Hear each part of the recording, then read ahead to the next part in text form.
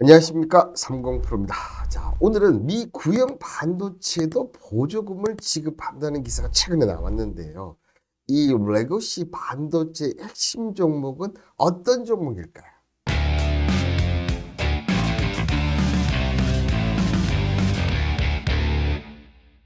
자, 이 레거시 반도체 키워드는 중국의 신전략인데요. 그 전에 이런 기사도 해서 과연 종목이 수익이 나느냐? 자, 그런 부분들을 아낌없이 얘기를 해드려야 되지 않겠습니까? 바로 이 최근에 저희들이 관련했던 종목들, 트위치 종료 관련해서 아프리카 TV 관련해서 한번 언급을 드렸는데요. 자, 트위치 내년 2월 27일 한국 서비스 종료를 한다. 이유는 이제 망상료가 부담이 된다 하면서 이 댄 클리스 트위치 CEO가 이제 얘기를 했는데 한국의 망상이 너무 비싸기 때문에 도저히 서비스를 할 수가 없다. 참 이런 말도 안 되는 이유를 했는데요. 자, 이렇게 되다 보니까 분명히 반사이익이 생깁니다. 그죠? 그 핵심 종목이 아프리카 TV인데요. 이 아프리카 TV를 추천한 이유는 자, 트위치 이렇게 한만 영입해도 아프리카 TV 영업이익이 얼마나 올라갑니까? 18%가 상승합니다. 18% 같으면 정말 높은 건데 자, 트위치 입장에서 보면 특히들 역힘 입장에서 보면 대한민국에서 다른 채널로 갈 수가 없어요. 그러면 반이 아니라 거의 반 이상이 아프리카 TV로 갈 수밖에 없는데 아프리카 TV 영업이익은 18% 상승한다. 당연히 실적이 올라가면 주가는 올라가겠죠. 그죠? 자, 그렇게 되면서 어떻게 됐습니까? 저희가 이 기사를 분석한 다음에 이날이 저점 부분이었고 이제 그 도지 캔들이 나오면서 반전의 신호가 나온다. 이렇게 하면서 이 부분에서 추천을 드렸는데 그 다음에 어떻게 됐습니까? 여기까지 올라가는 자, 7만 원대에서 10만 9,200원까지. 그런데 여기서 다 정리하지 않습니다. 실적 부분은 반영되려면 결국은 아직 멀었고 그렇다면 조정을 여기 9만 원대까지 올 거라고 예상을 하고 10만 원 이상에서 정리를 하고 9만 원대에서 다시 재매수 진입 여부를 지금 보고 있는 종목이 바로 아프리카 TV 일봉이고 이렇게 자, 기사를 잘 분석하면 돈이 됩니다. 그죠? 21일 산업통상부 자원부에 따르면 미 상무부가 내년 1월부터 방산, 자동차, 통신 등 주요 산업 분야 기업을 대상으로 레거시 반도체 사용 현황과 조달처를 조사를 할 것이다. 왜 합니까? 중국 때문에 하는 거예요. 미국 입장에서는 신형 반도체만 신경을 썼는데 중국이 구형 반도체, 레거시 반도체를 통해서 어떻게 합니까? 이 기술을 계속 발전시켜 버리니까 이것도 막아야겠는데 이렇게 나오는 겁니다.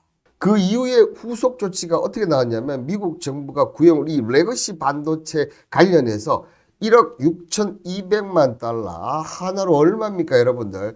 약 2,100억 원의 보조금을 지급하기로 하면서 어떻게 보면 이제는 레거시 반도체까지 구형 반도체까지 잡겠다. 지금 이렇게 나오고 있는 거죠.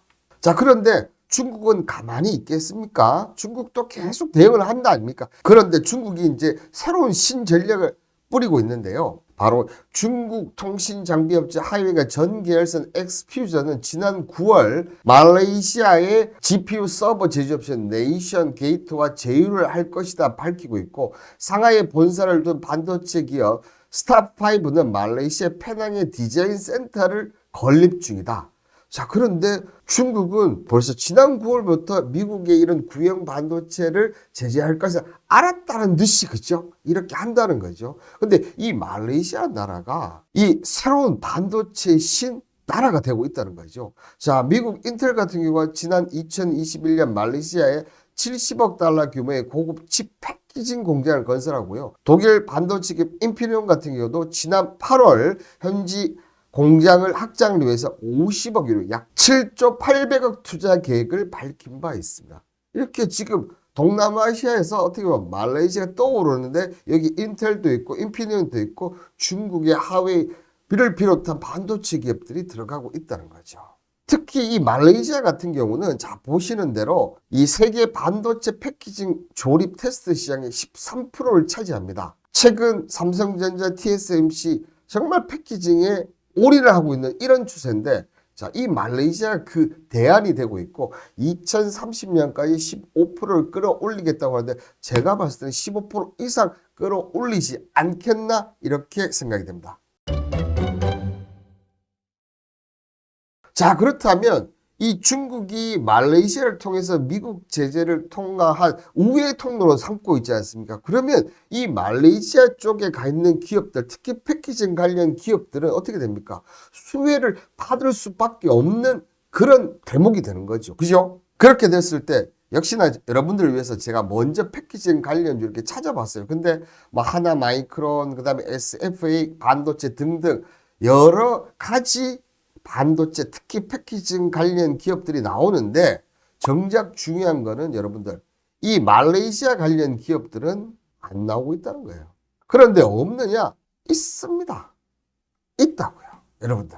자, 그 종목이 어떤 종목이냐면 바로 이 종목인데요. 자, 이 종목 같은 경우는 지금 보시는 대로 자, 여기 가격대에서 여기까지 떨어지면서 지금 이게 얼마나 내려왔는지 아십니까? 무려 4분의 1 토막이 났어요. 어마어마하게 내렸다는 얘기입니다. 여기서 여러분들 이 회사는 당연히 이 말레이시아에 공장이 당연히 있습니다. 여기에 직접적인 패키징보다는 패키징에 어떻게 보면 패키징을 만들기 위한 원천 재료를 공급을 하고 있는 그런 업체다. 이렇게 보시면 될 것 같고요. 여기에 이 업체는 2차 전지까지도 있다는 거죠. 자, 그러면 앞서 제가 얘기했던 미국의 레거시 반도체 제재에 따른 기업들 중에서 말레이시아로 중국이 우회적인 통로를 삼는데 거기에 해당되는 자, 말레이시아 패키징 거기 더불어 2차 전지까지 있네. 자, 이제 4분의 1 토막 날 정도 급락도 했고 여기서 바닥을 다지면서 올라갈 일만 남은 기업 아니겠습니까? 이 패키징 관련주 종목들 궁금하신 분들은 아래에 번호 있지 않습니까? 여기 문자 1번 딱 보내주시면 이 종목 보내드리는데 이 종목을 받아갔을 때 여러분과 좀 대화를 하면서 이런 부분들이 필요한데 그런 부분들을 위해서는 이제 저희가 문자로 받는다는 점 꼭 기억해 주시면서 이 패키징 관련주 너무나 매력적인 종목이지 않나. 그리고 역시나 제가 드릴 때는 사람들이 몰라요. 레거시 반도체 관련해서 분명히 수혜주가 있긴 있는데 나오는 게 없어. 근데 저는 이렇게 딱 찾아드리지 않습니까? 이게 바로 상공프로의 위력이 아닌가 그렇게 생각됩니다. 이 패키징 관련주 절대 망할 수 없는 그 기업, 이 기업 꼭 받아가시길 바라겠습니다. 오늘 영상은 이것으로 마치도록 하겠습니다. 감사합니다.